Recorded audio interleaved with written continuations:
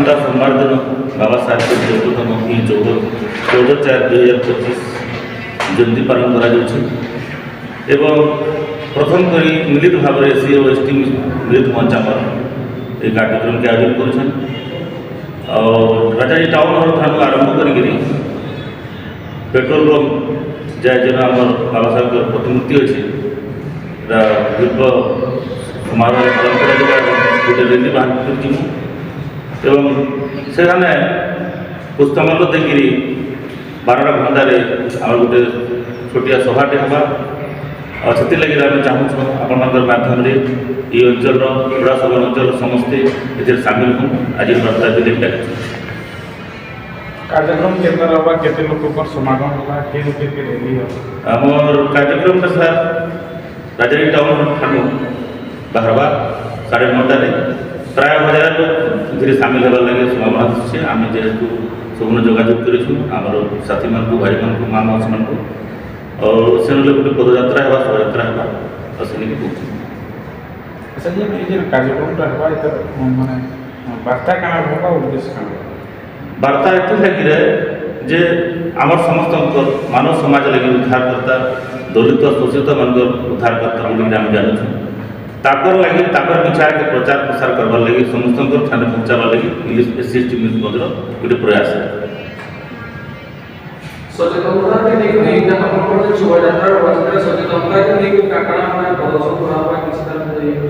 प्रदर्शन किसी खाली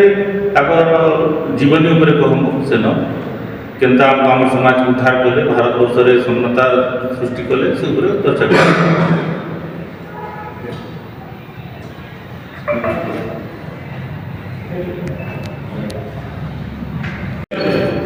मो ना रघुनंदन देव पदमपुर उपखंड SC ST मिलित मंच आम संपादक अच्छे आज इठाने उपस्थित समस्त विज्ञापन मानक समस्त को नमस्कार जय भीम जय संविधान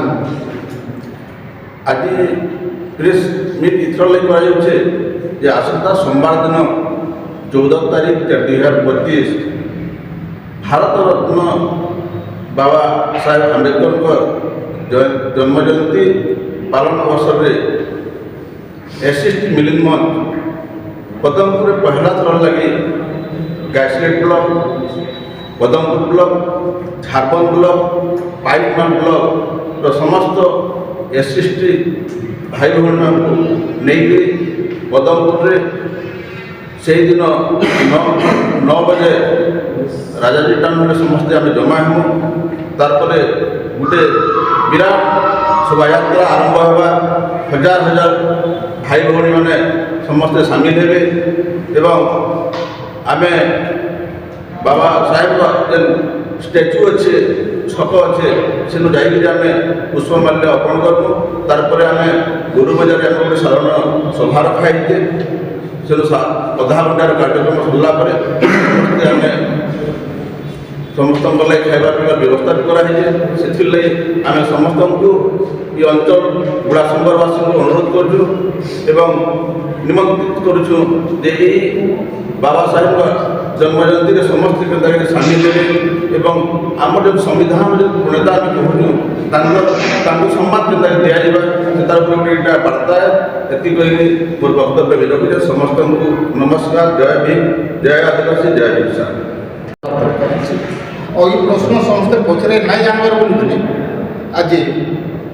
बाबा साहेब डॉक्टर भीमराव आंबेडकर को वर्ग गोटे निर्दिष्ट वर्ग भितर सीमित कर दिया प्रकृत में स्वाधीनोत्तर भारत वर्ष में राजनैतिक क्षेत्र में अर्थनैतिक क्षेत्र में सामाजिक क्षेत्र में बाबा साहेब जो अतुलनीय अवदान एटा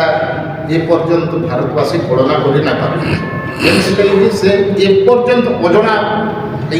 छपिक रही से अवदान विषय से गोटे संविधान देते जेनटा कि समता स्वतंत्रता